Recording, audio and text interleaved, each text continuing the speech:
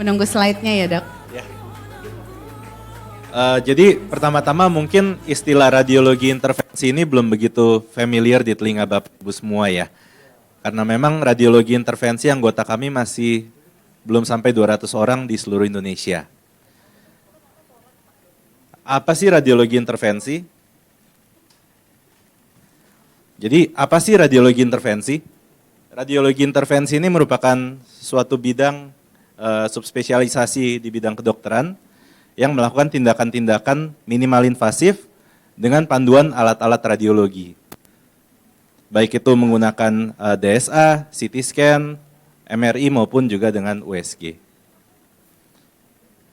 Peran dari radiologi intervensi salah satunya adalah diagnostik, yaitu menegakkan diagnosa utamanya pada kelainan-kelainan sistem-sistem pembuluh darah. Nah ini kita lakukan dengan cara DSA. DSA ini dapat digunakan untuk menilai pembuluh darah dari ujung kepala hingga ke ujung kaki. Selain itu kita juga berperan dalam melakukan tindakan biopsi dengan panduan alat-alat radiologi. Jadi kalau yang sebelumnya dilakukan biopsi itu kan dokternya raba-raba ditusuk.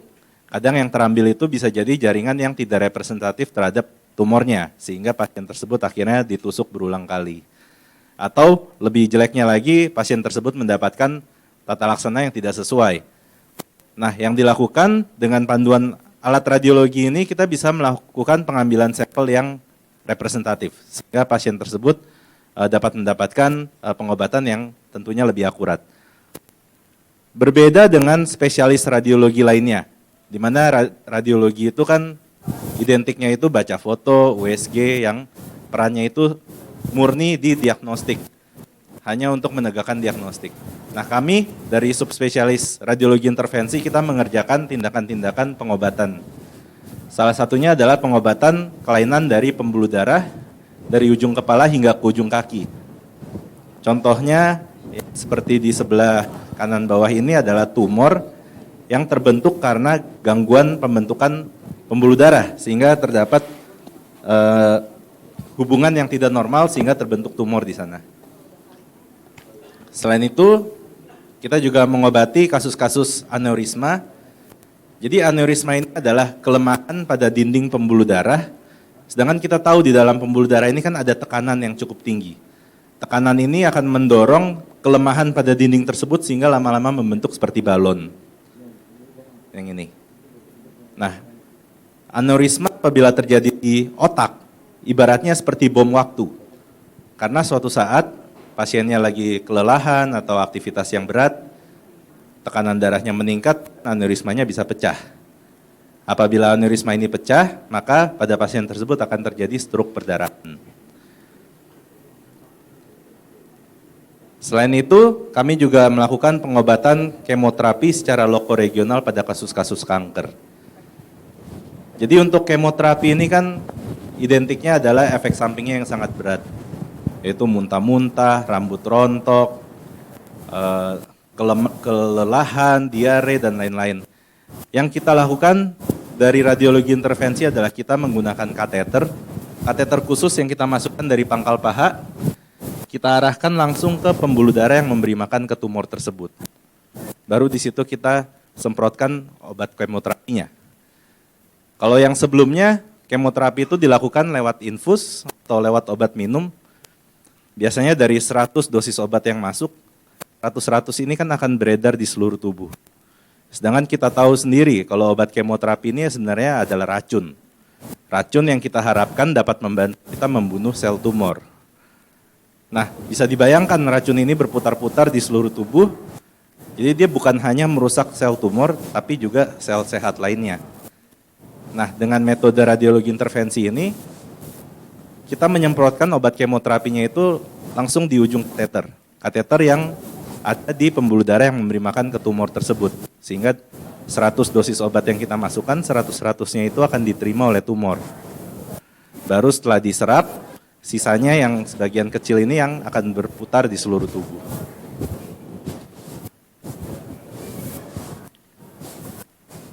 Selain itu kita juga melakukan pengobatan pada kasus-kasus infertilitas, jadi pasangan yang kesulitan untuk memiliki keturunan. Jadi infertilitas ini kan faktornya dua, antara laki-laki atau perempuan. Kalau laki-laki bisa dari kualitas sel spermanya yang kurang baik atau jumlahnya yang terlalu sedikit. Kalau pada perempuan bisa karena kelainan pada kandung telurnya, contohnya pada kasus-kasus PCOS, atau salah satu lainnya adalah sumbatan pada saluran yang menghubungkan antara kandung telur dengan rahim. Jadi pembuahan ini baru bisa terjadi apabila sel telur keluar dari kandung telur, dia berjalan, sudah ada di dalam rahim, baru di situ bisa terjadi pembuahan. Yang kita lakukan adalah menggunakan kateter. Jadi tanpa operasi sama sekali, kita memasukkan kateter lewat mulut rahim, kita mengarahkan kateter tersebut ke lokasi sumbatan. Baru di situ sumbatan kita buka menggunakan kawat yang sangat halus. Kalau sebelum ini, tindakan pengobatannya adalah laparoskopi. Itu sudah dibilang minimal invasif. Tapi yang kita lakukan sama sekali tanpa sayatan. Efektivitasnya sangat baik. Dilaporkan bahwa 80% dari kasus pasangan yang infertil karena sumbatan, dalam waktu 3 bulan pasangan tersebut hamil. Kemudian kita juga berperan dalam pengobatan tanpa pembedahan pada pembesaran prostat dan juga mioma. Yang kita lakukan sama, kita menggunakan kateter yang kita masukkan lewat pangkal paha. Di situ kateternya kita arahkan ke pembuluh darah yang memberi makan ke miom tersebut atau ke prostat yang membesar tadi. Di situ kita lepaskan partikel-partikel kecil namanya embolan. Tujuannya adalah kita membatasi aliran darah yang menyuplai makanan ke miom ataupun ke prostat tersebut. Ibaratnya seperti manusia, kalau mau kurus kan diet, makanannya dikurangi. Yang kita kerjakan ini sama, jadi kita membatasi aliran darah yang memberi makan ke tumor mioma tersebut atau ke prostat tadi. Sehingga lambat laun ukurannya akan mengecil dan keluhannya akan hilang. Kelebihan utama dari tindakan ini adalah tanpa pembedahan. Sedangkan pembedahan pada kasus mioma ini seringkali kan pengobatannya ya antara miomanya diangkat atau rahimnya diangkat keseluruhan apabila pada kasus mioma yang besar atau lokasinya dalam. Sehingga meskipun hanya miomanya diangkat, dia akan meninggalkan jaringan parut. Jaringan parut ini dapat mengganggu perlengketan sel telur pada rahim, sehingga dapat mengganggu fertilitas. Dengan metode embolisasi ini, kita sama sekali tidak membuat luka pada kandungan, sehingga tidak mengganggu fertilitas pada pasien tersebut. Selain itu kita juga berperan dalam menghentikan perdarahan pada saluran cerna, jadi pasien yang BAB-nya berdarah atau muntah darah, lalu perdarahan pada saluran kencing, pada pasien yang biasanya menjalani operasi batu ginjal sebelumnya, ataupun perdarahan rahim dan juga kasus batuk darah. Lalu kita juga melakukan drainase cairan tidak normal, baik pada rongga dada maupun rongga perut, dan juga melakukan tata laksana nyeri sendi. Nyeri sendi ini yang paling sering kita tahu itu kan sakit lutut karena pengapuran. Pengobatannya sejauh ini paling sering adalah disuntik. Disuntik, cairannya dikeluarkan, disuntik masukin obat. Tujuannya ini obat yang dimasukkan adalah obat antiinflamasi untuk menurunkan peradangan pada rongga sendi lutut tersebut. Atau apabila kasusnya berat, maka jalan keluarnya operasi. Yang kita lakukan dari radiologi intervensi ini mirip kayak yang tadi pengobatan mioma. Kita pakai kateter, kita arahkan langsung ke pembuluh darah yang memberi makan ke daerah lutut tersebut. Di situ kita periksa pembuluh darah yang normal dan mengakibatkan peradangan, kita sumbat. Sehingga dengan demikian proses peradangannya kita hentikan dan gejalanya akan membaik. Apabila pengobatannya hanya dengan disuntik, biasanya efeknya itu sangat sebentar. Kurang lebih 1 bulan, 1,5 bulan, keluhannya muncul kembali. Dengan tindakan embolisasi ini dilaporkan bisa mencapai 2 tahun hingga 3 tahun tanpa gejala sama sekali. Dengan catatan, kasus-kasus osteoartritis derajat ringan hingga sedang saja yang bisa dikerjakan dengan metode ini. apabila derajatnya sudah masuk ke berat, maka memang jalan keluarnya adalah operasi. Kenapa memilih tindakan-tindakan dari radiologi intervensi? Jadi utamanya adalah kata kuncinya minimal invasif. Karena memang masa depan kedokteran itu kita menuju ke minimal invasif, di mana dengan tindakan yang minimal invasif, resiko yang diterima oleh pasien minimal, nyerinya minimal, recovery-nya baik, dan tentu kita tetap menjaga efektivitasnya. Dalam kasus ini, dengan bantuan alat-alat radiologi kita bisa memvisualisasi langsung organ yang mau kita obati.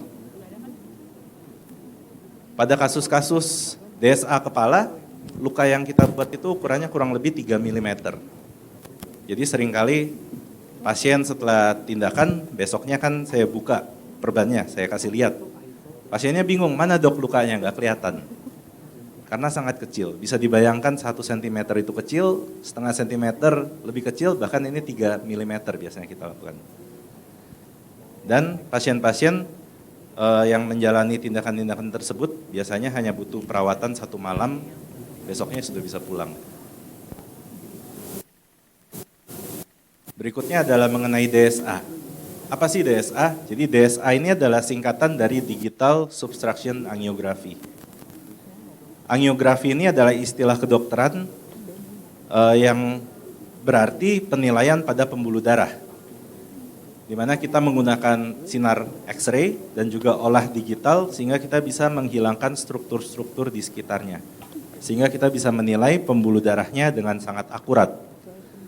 Untuk DSA ini merupakan gold standard dalam pemeriksaan pembuluh darah, khususnya pada pembuluh darah di kepala.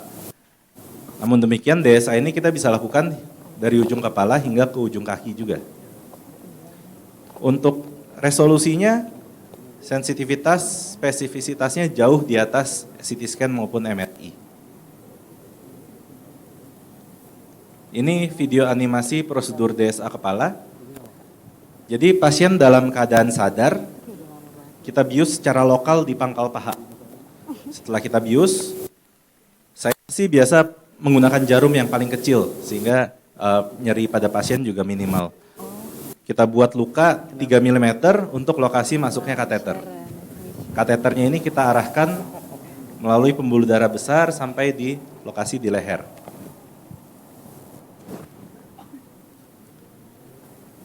Setelah kateternya kita letakkan di leher, di situ kita lakukan pemeriksaan DSA menggunakan kontras untuk menilai struktur pembuluh darahnya, dan apabila pasien berkenan bisa dilakukan tindakan flushing juga menggunakan cairan heparin. Nah ini gambaran DSA-nya. Jadi hitam putih kayak cacing. Setelah tindakannya selesai, kateter kita keluarkan, lukanya ditutup.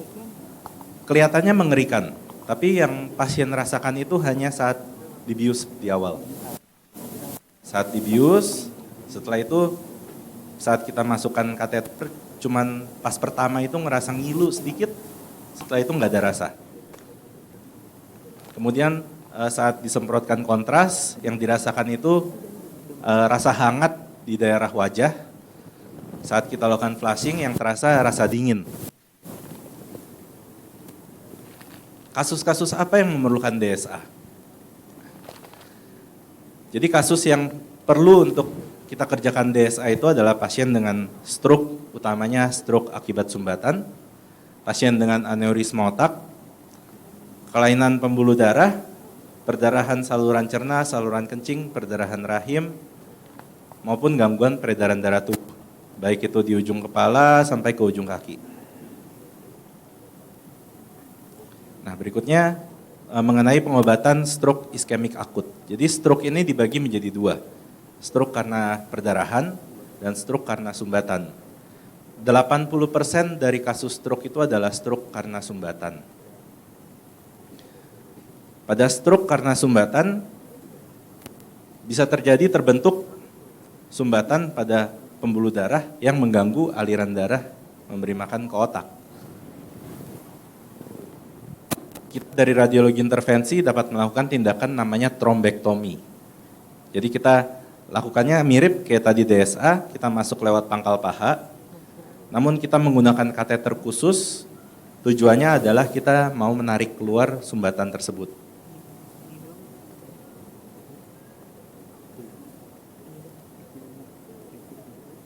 Apabila kita dapat melakukan tindakan trombektomi ini dalam golden hour, jadi golden hour-nya ini 4 jam. Yang ini trombektominya dilakukan dengan metode suction. Jadi kita sedot keluar sumbatannya. Kita sedot, setelah sumbatannya tertarik keluar, maka aliran darahnya kembali bagus ke otak. Dan apabila kita lakukan dalam golden hour, di bawah 4 jam, pasien dari yang sebelumnya lumpuh setengah badan, setelah selesai tindakan dia bisa langsung mengangkat tangan. Bisa seakan-akan tidak pernah serangan stroke. Untuk trombektomi ini kita bisa lakukan sampai 24 jam. Dengan catatan pada kasus stroke ini ada istilah time is brain. Semakin lama kita menunda tindakan, maka semakin banyak sel otak yang mati karena kekurangan oksigen dan kekurangan makanan. Jadi pasien yang kita lakukan trombektomi pada jam ketiga pasti memiliki outcome yang jauh lebih bagus dibandingkan pasien yang kita kerjakan pada jam ke-20 sejak serangan. Maka dari itu kalau ada kasus-kasus nasabah yang stroke, maka cepat-cepat diarahkan ke IGD yang bisa mengerjakan trombektomi ini. Salah satunya Rumah Sakit Royal Progress. Ini contoh kasus yang pernah saya kerjakan. Yang pertama laki-laki 50 tahun, keluhannya lumpuh di kaki dan tangan kiri, diagnosanya stroke karena sumbatan. Kita lakukan pertama DSA dulu. Saat kita DSA, kita ketemu sumbatan di sini. Seharusnya ini pembuluh darah naik ke atas dan memberi makan ke otak. Pasien ini waktu itu datang masih dalam golden hour, di bawah 4 jam. Kemudian kita lakukan trombektomi. Setelah dilakukan trombektomi dapat dilihat aliran darahnya kembali bagus, memberi makan ke sel otak di kepala. Pasien ini kita kerjakan hasilnya sangat bagus. Dari yang sebelumnya lumpuh, setelah dalam waktu 1 minggu pasien sudah pulang dan beraktivitas normal seperti biasa. Ini kasus kedua, laki-laki lagi, usia 52 tahun, keluhannya kaki dan tangan kanan lemas, diagnosanya stroke karena sumbatan. Saat kita DSA, kita ketemu lagi sumbatan di sini. Kalau yang ini adalah pembuluh darah yang ke daerah wajah. Sedangkan pembuluh darah yang ke otak buntu sama sekali di sana. Pasien ini kita lakukan intraarterial trombolisis. Jadi kita menggunakan obat, kita hancurkan sumbatannya tersebut. Untuk intraarterial trombolisis ini, untuk trombolisis sendiri dikerjakan memang oleh dokter syaraf biasanya di IGD. Namun biasanya yang dilakukan adalah lewat infus. Jadi dosis yang masukkan 100, mungkin yang sampai ke lokasi sumbatan hanya sebagian kecil. Yang kita kerja di radiologi intervensi adalah kita keluarkan obat tersebut langsung di ujung kateter yang sudah kita letakkan di daerah sumbatannya. Sehingga jauh lebih efektif dibandingkan pemberian lewat vena. Ini setelahnya dapat dilihat aliran darahnya ke otak kembali bagus. Pasien ini juga kita kerjakan dalam waktu golden hour-nya sehingga outcome-nya juga sangat bagus. Kemudian aneurisma otak yang tadi saya bilang seperti ada balon di pembuluh darah di kepala. Pengobatannya ini metodenya ada 3 yang umum dilakukan. Yang pertama dilakukan oleh dokter bedah syaraf, yaitu dibuka tempurungnya, dicari lokasi aneurismanya dan di situ dijepit.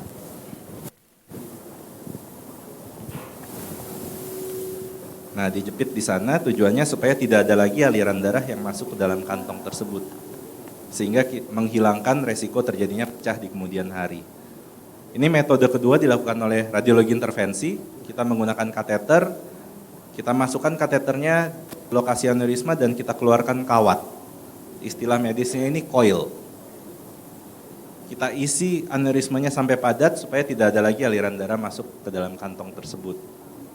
Yang ketiga, pada kasus aneurisma yang besar atau lehernya lebar, kita bisa menggunakan pemasangan cincin. Jadi mirip kayak cincin di jantung ini, tapi tujuannya berbeda. Kalau yang di jantung itu kan untuk melebarkan penyempitan pada pembuluh darah. Kalau yang ini untuk cincinnya ini jadi lebih padat. Sela-sela antara lubang-lubang ini lebih kecil, jadi aliran darahnya akan mengikuti jalur dari cincin tersebut. Ini laki-laki 39 tahun, keluhannya nyeri kepala berdenyut, diagnosanya aneurisma. Ini pasien yang saya kerjakan juga. Jadi pertama kita lakukan selalu DSA dulu. Saat kita DSA, kita ketemu ada aneurisma yang cukup besar. Aneurisma ini bisa dibilang sangat besar sih, karena kalau dibandingkan dengan pembuluh darah besar ukurannya sebanding. Dan waktu itu kita lakukan coiling, kita memakan sampai 7 buah coil waktu itu. Karena saking besarnya. 1 buah coil itu sekitar 30 juta. Dan ini di cover oleh asuransi.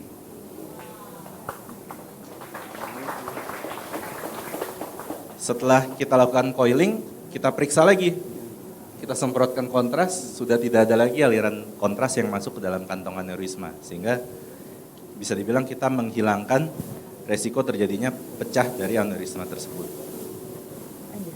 Aneurisma yang pecah ini mengakibatkan stroke perdarahan dan seringkali mengenai usia muda. Jadi kalau mungkin Bapak Ibu pernah dengar kasus-kasus yang masih muda, rajin olahraga, tiba-tiba stroke berdarah. Padahal nggak ada riwayat penyakit sebelumnya. Seringkali itu karena aneurisma yang pecah. Gejala-gejala yang perlu diperhatikan. Nah, gejala umum dari permasalahan pembuluh darah di kepala itu nyeri kepala lagi dan vertigo biasanya. Maka pada kasus-kasus tersebut ya ada baiknya untuk dievaluasi lebih lanjut, terutama pada pasien dengan nyeri kepala yang sudah kronis bertahun-tahun, berulang, diobati lalu hilang timbul, vertigo juga demikian. Untuk aneurisma yang pecah, gejala khasnya itu adalah nyeri kepala yang paling hebat yang pernah dirasakan seumur hidupnya.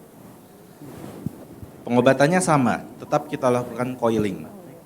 Tujuannya adalah kita menghentikan perdarahan pada aneurisma yang pecah tersebut, sehingga mencegah terjadinya penekanan pada batang otak. Kemudian ini kasus laki-laki 45 tahun, keluhannya vertigo berulang. Saat kita periksa dengan DSA, kita ketemu ada penyempitan di sini. Penyempitan pada pembuluh darah yang mengarah ke otak belakang. Sedangkan vertigo ini, pusat keseimbangan itu ada di otak belakang.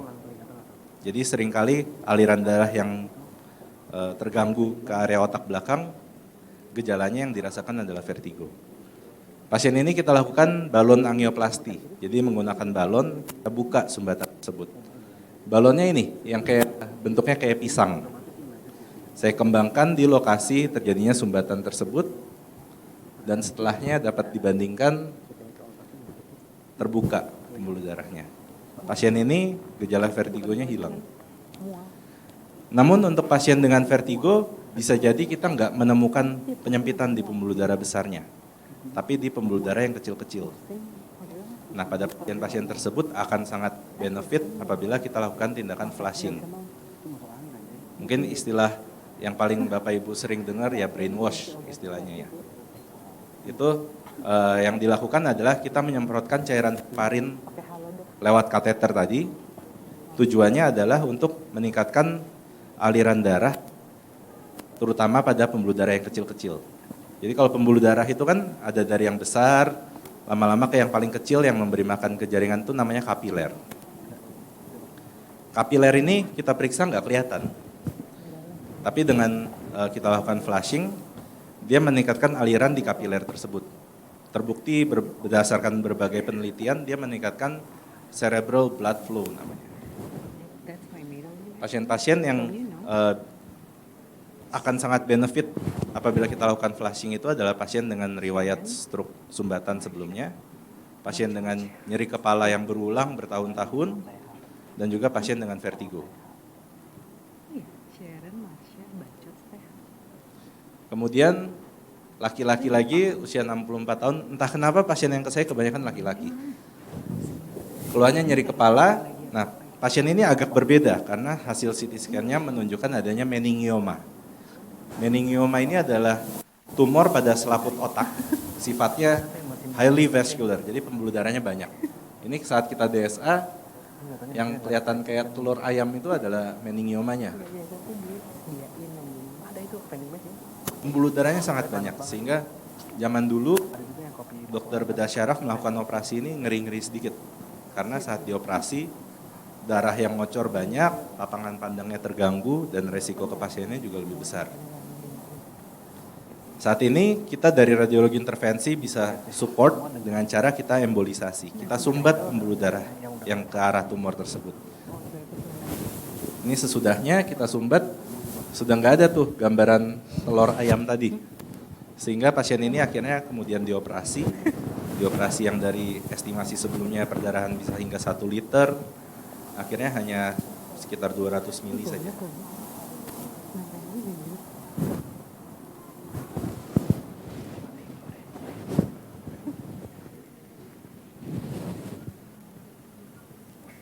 Nah, ini cath lab yang sudah tersedia di rumah sakit kami, Rumah Sakit Royal Progress.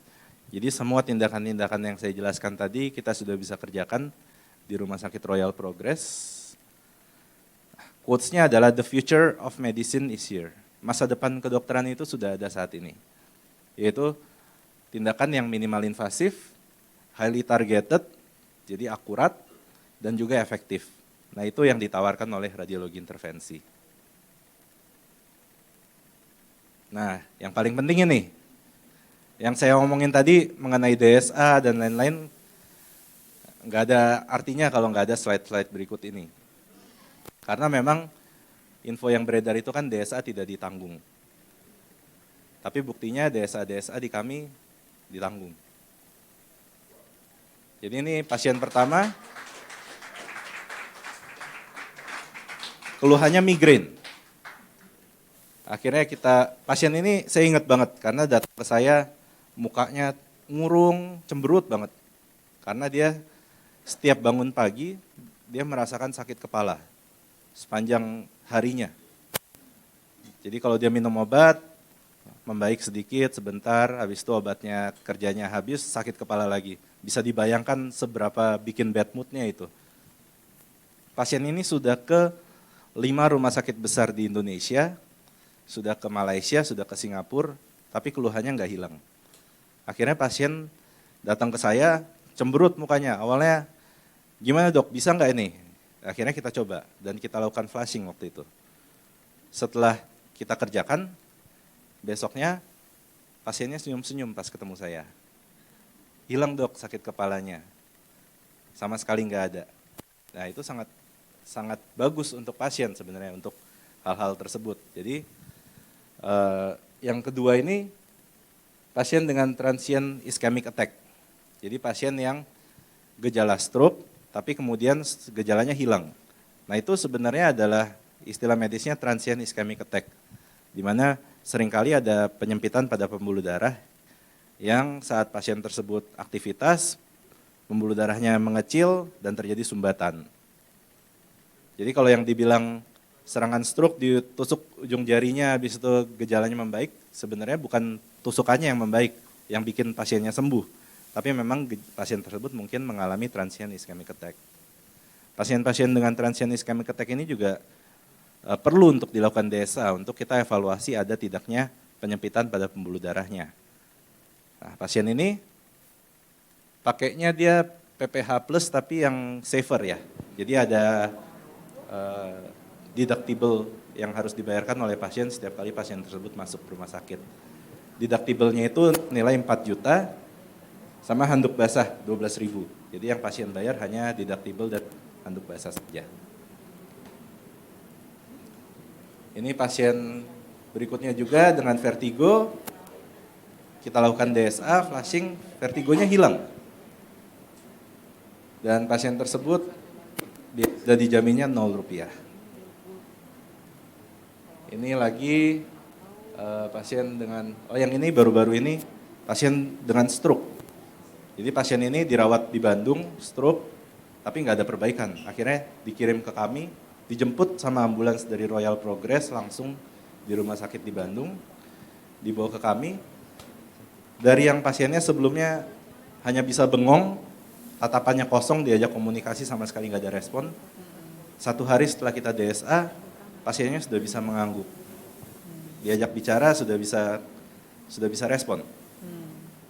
Maunya apa, jadi kita sudah tahu, pasien sudah bisa komunikasi. Nah, pada pasien ini ada penyempitan di pembuluh darah, sehingga kita lakukan namanya angioplasti, balon angioplasti yang tadi. Setelah kita lakukan, berangsur-angsur pasien membaik. Tapi memang dari yang sebelumnya belum sama sekali nggak bisa bicara, nggak berespon, akhirnya untuk bicara belum bisa, tapi sudah bisa mengeluarkan suara untuk memanggil. Ditanya sudah bisa mengangguk atau menggeleng, sudah bisa mengindikasikan dia mau apa. Tangannya dari yang sebelumnya lumpuh, dua-duanya akhirnya sebelah badan sudah kekuatannya baik, yang sebelahnya lagi membaik tapi masih lemas. Pasien ini dari total biaya perawatan 422 juta. Yang nggak dibayarkan hanya handuk basah.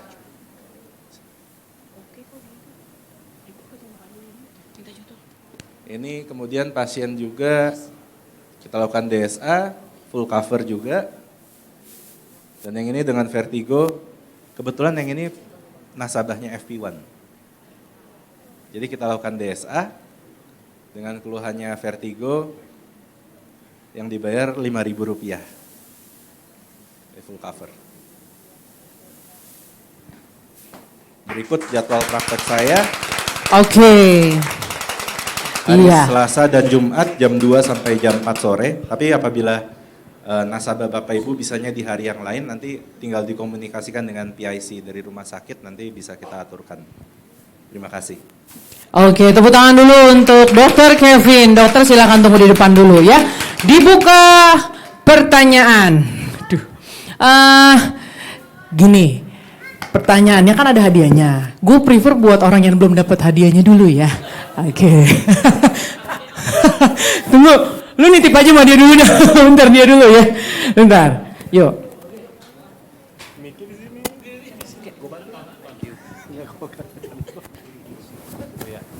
Halo, namaku Irfandi, aku pengen nanya. Jadi kan, jadi kan temanku, pengen nanya buat temen sih. Jadi temanku ini dulu pernah kena brain aneurysm. Dia pernah di MRI, kelihatan hasilnya. Terus dia akhirnya udah lewat 5 tahun, dokter bilang dia itu bisa dibilang sembuh, udah sehat. Udah gak ada gejala lagi, dia udah aktivitas seperti biasa. Tapi itu kan dia dulu itu di cover sama insurance. Terus semenjak dia terkena itu, harga preminya naik berkali-kali lipat. Dia gak bisa afford lagi. Jadi sekarang tuh dia sempat tanya ke aku, kalau misalnya dia pengen buka juga, bisa nggak? Terus kalau misalnya mau buka gitu kan, dia itu udah ada histori, tapi itu dia bisa memberikan bukti kalau dia itu udah sehat. Kira-kira perlu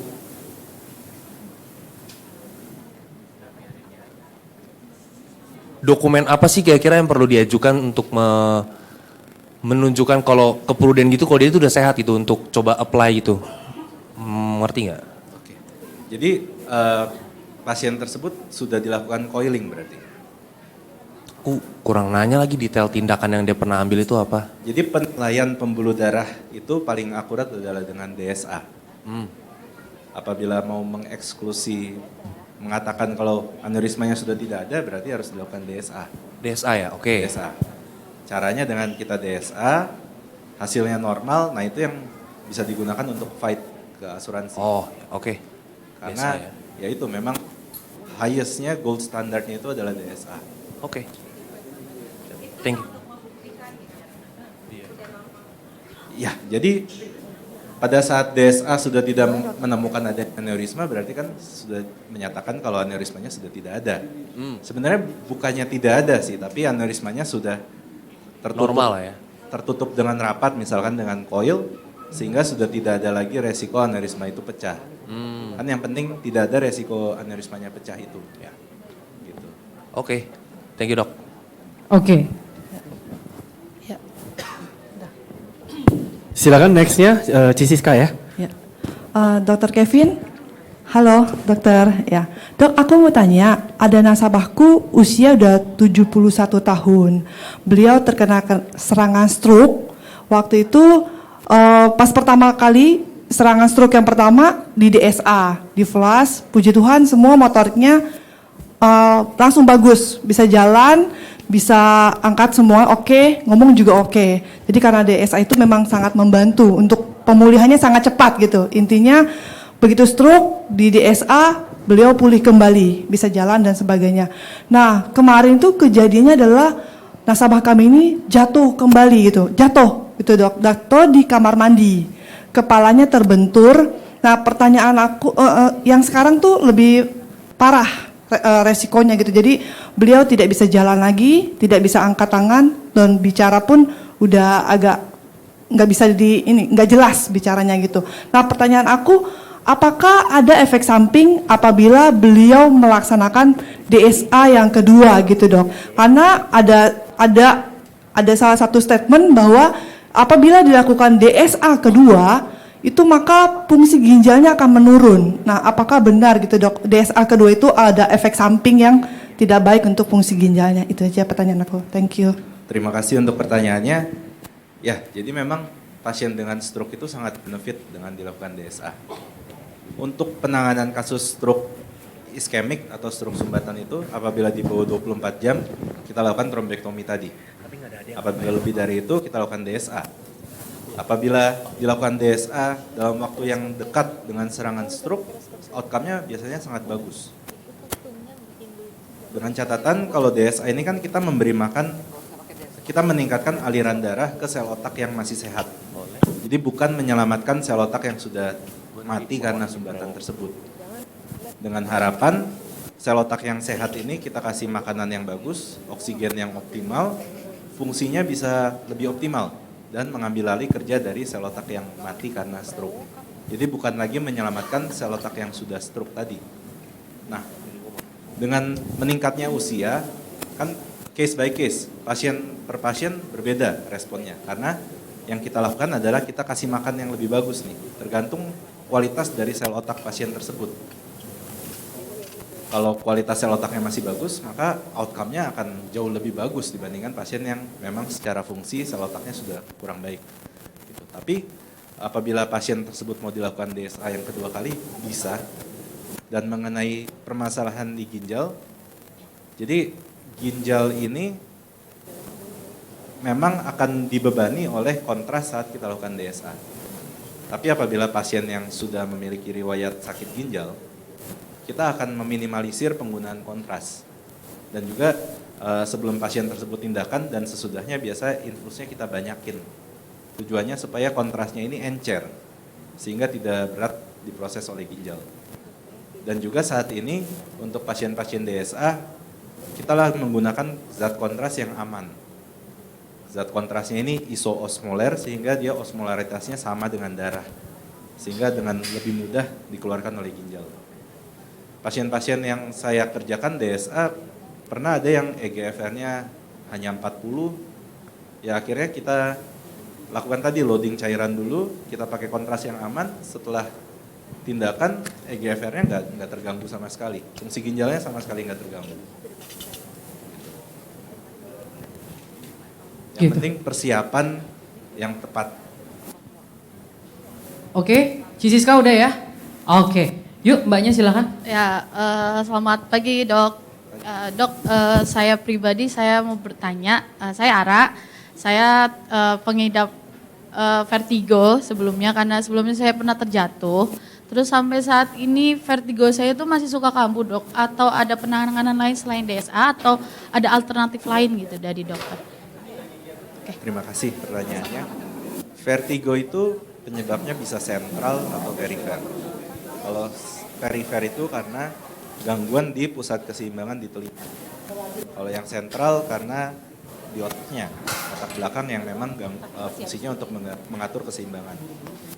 Apabila pasien misalkan dengan vertigo sudah berulang, sudah berobat ke dokter syaraf, dokter THT, nah, biasanya berarti kita sudah bisa singkirkan vertigo karena perifer. Nah, pasien-pasien dengan vertigo yang sentral, dengan kita lakukan DSA, outcome-nya biasanya sangat bagus. Dari pasien-pasien yang vertigo ke saya, kita DSA, ya sejauh ini sih belum ada yang bilang vertigonya kambuh lagi ke saya. Berarti lebih ini ke surgery DSA ya dok ya? Iya. Oke. Thank you ya dok. Sama-sama. Oke, tunggu satu pertanyaan dulu untuk Cici ini, silakan. Terima kasih dokter, sharingnya benar-benar keren banget. Dok, saya dengan Sri.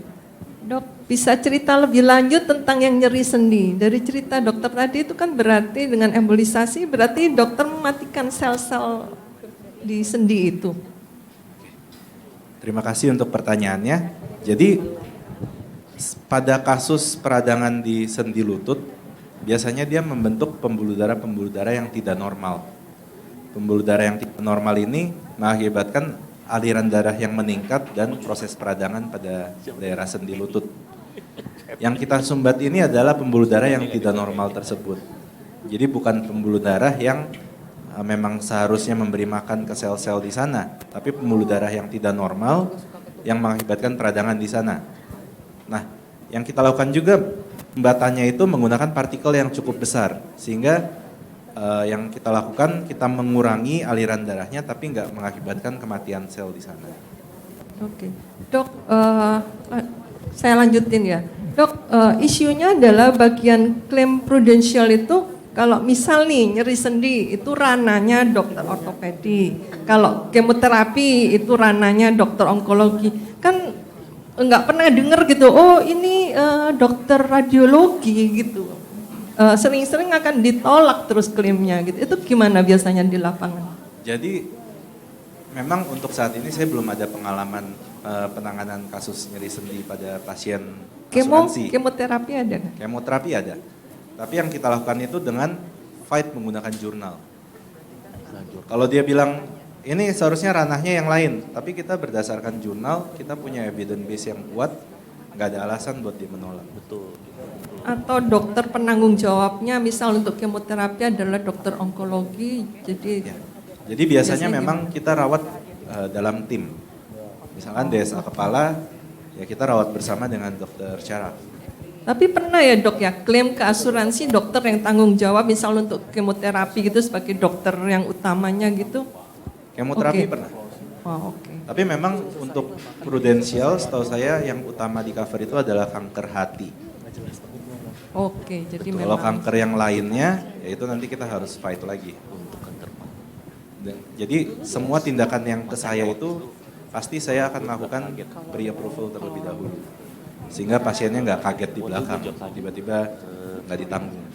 Pokoknya di depan kita fight dulu, dari asuransi sudah menyatakan oke, ditanggung, baru kita kerjakan. iya mungkin bisa mulai pave the way dari sekarang untuk prudensial ya, karena ini keren banget benar teknologinya. Terima kasih dokter. Terima kasih. Oke, bentar ya. Tadi kan udah 4 orang pertama, itu yang dapat voucher. Habis ini nggak dapat voucher jangan marah ya. Oke, yang penting bertanya. Karena kalian kan butuh info. Bentar, Korigen dulu. Korigen, ya ayo silakan. Thank you dok. Dok, saya mau tanya, tadi ada ngobrol tentang DSA flushing ya dok ya. Apakah itu sama dengan intraarterial heparin flushing, itu apa sama? Sama. Nah, kalau misalnya sama, saya bingungnya gini dok, kalau saya lihat tadi kan contoh-contoh klaim itu kan tadi kan baru recently tahun 2024 terakhir lah gitu ya. Nah, sedangkan saya ada dapat info dari Prudential bahwa sesuai dengan kode etik kedokteran tentang kode etik kedokteran, DSA flushing itu sudah dilarang dan itu sudah dinyatakan sebagai eksperimental dan bahkan bisa membahayakan. Nah, sehingga ada kasus klaim saya ditolak karena based on Maret 2024 itu, sedangkan saya lihat ini kan masih Desember 2024 dan sebagainya gitu ya, November 2024. Maret Ya. 2025. Bahkan 2025. Nah, maksud saya prudential itu mengacu pada Majelis Kehormatan Etik Kedokteran, ya. Nah, untuk saya bisa fight bahwa DSA ini flushing itu bisa dilakukan sebenarnya, itu kenapa ya bertentangan gitu loh dengan kode etik majelis kedokteran ini, gimana dok ya? Jadi memang intraarterial heparin flushing itu merupakan tindakan yang relatif baru. Pada dasarnya dia adalah DSA yang dimodifikasi dengan penyemprotan dosis heparin yang dilebihkan. Nah, berdasarkan kode etik kedokteran, di sana kan sebenarnya juga memang terjadinya konflik of interest sangat kuat juga di sana. Di mana dengan kita lakukan intraarterial heparin flushing ini, dokter neuro banyak yang nggak suka. Dan juga memang sebenarnya sudah diteliti dan sudah cukup banyak dasar-dasar literatur yang menguatkan mengenai heparin flushing. Dampaknya bagus. Pasien yang saya kerjakan hasilnya bagus. Jadi yang kita lakukan, karena saya tahu pasien ini membutuhkan, tapi kalau kita tulis heparin flushing ya nggak akan di cover. Jadi biasa kita ajukan sebagai DSA diagnostik. Gitu. Maksudnya gimana, sorry dok, maksudnya? Jadi pasien yang ke saya, kita ajukan itu sebagai tindakan DSA diagnostik. Tapi ya kita kerjakan flushing kalau pasiennya mau. Dibonusin lah. Gitu. Tapi kalau misalnya kita pengalamannya dokter, kalau misalnya DSA, tulisnya DSA flushing, itu di cover nggak? Atau pernah di cover nggak? Kalau flushing nggak di cover. Tapi yang kita lakukan adalah kita membantu pasiennya dengan kita tulis sebagai DSA diagnostik. Oke, jadi memang sesuai dengan aturan Ikatan Dokter bla bla bla itu memang itu dilarang gitu ya?